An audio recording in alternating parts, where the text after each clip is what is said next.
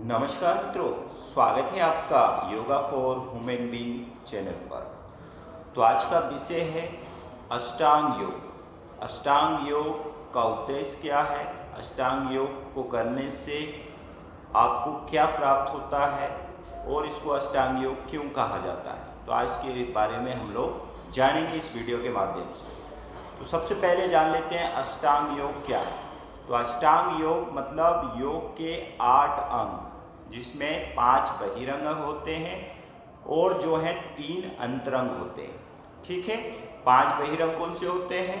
यम, नियम, आसन, प्राणायाम, प्रत्याहार, ये 5 होते हैं बहिरंग। 3 आपके होते हैं अंतरंग, धारणा, ध्यान, समाधि। तो इस तरीके से योग के 8 अंग बताए गए हैं, मतलब 8 ब्रांचेस ऑफ योगा।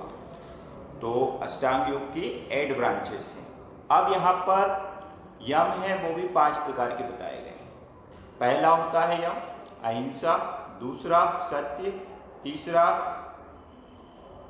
अस्तेय, चौथा ब्रह्मचार्य, 5वां अपरिग्रह। ये 5 प्रकार के यम बताए गए हैं। उसके बाद 5 प्रकार के नियम भी बताए गए हैं। पहला शौच, दूसरा संतोष, तीसरा तप, चौथा स्वाध्याय, 5वां ईश्वर प्राणिधान। ये 5 प्रकार के जो है नियम बताए गए हैं। फिर आसन जो है आप 3 तरीके से बताए गए हैं।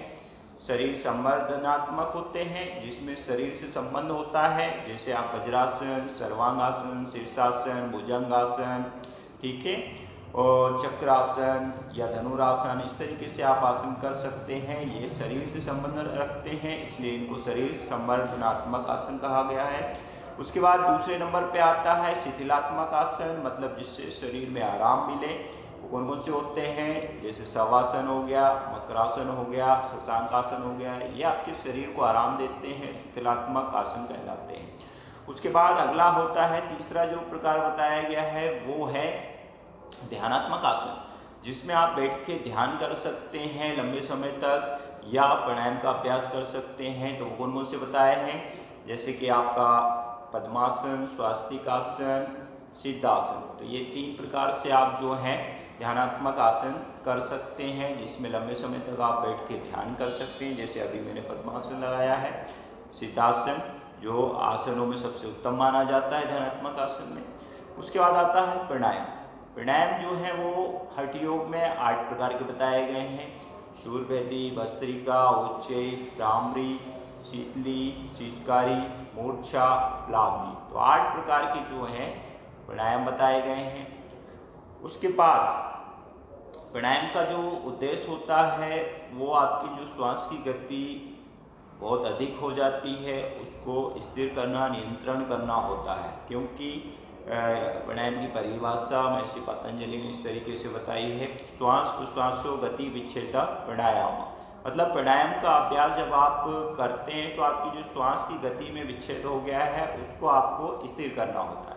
उसके बाद प्रत्याहार के माध्यम से आप क्या करते हैं, अपनी इंद्रियों को जो है नियंत्रण में लाते हैं। जो आपकी इंद्रियां होती है बाहुमुखी हो जाती है, उसको अंतर्मुखी आप बनाते हैं, वो प्रत्याहार से होता है। ठीक है, ये 5 जो है बहिरंग हो गए। अब 3 आपके अंतरंग हो जाते हैं। जैसे धारणा में आपकी एकाग्रता बढ़ती है, एक जगह आप स्थिर होकर किसी चीज़ पर देखते हैं, ध्यान लगाते हैं। फिर आपका 7वां आता है ध्यान। ध्यान में आप जो है विचारों पर नियंत्रण पाते हैं, आप थोड़ा सा शून्य की अवस्था की ओर जाते हैं, तो वो होता है ध्यान। जब अंदर आप आंख बंद करके बैठते हैं, जब विचार आपको आने बंद हो जाते हैं, तब आप ध्यान की स्थिति में पहुँचते हैं। लास्ट में जब आप जाते हैं तो वो होता है समाधि। समाधि में जब आप जाएंगे तो आपको विचार भी जीरो हो जाएंगे, आपको भूख, प्यास, धूप, छाँव सभी आपके जो है शून्य अवस्था में आप पहुंच जाते हैं, वो होती है समाधि। तो अष्टांग योग का मेन उद्देश्य होता है मोक्ष की प्राप्ति। तो इस तरीके से 8 जो है आप योग के अंगों का पालन करेंगे तो आप मोक्ष की प्राप्ति कर सकते हैं। वीडियो आपको अच्छा लगा हो तो लाइक करें, और चैनल में नए हैं तो सब्सक्राइब कीजिएगा। धन्यवाद।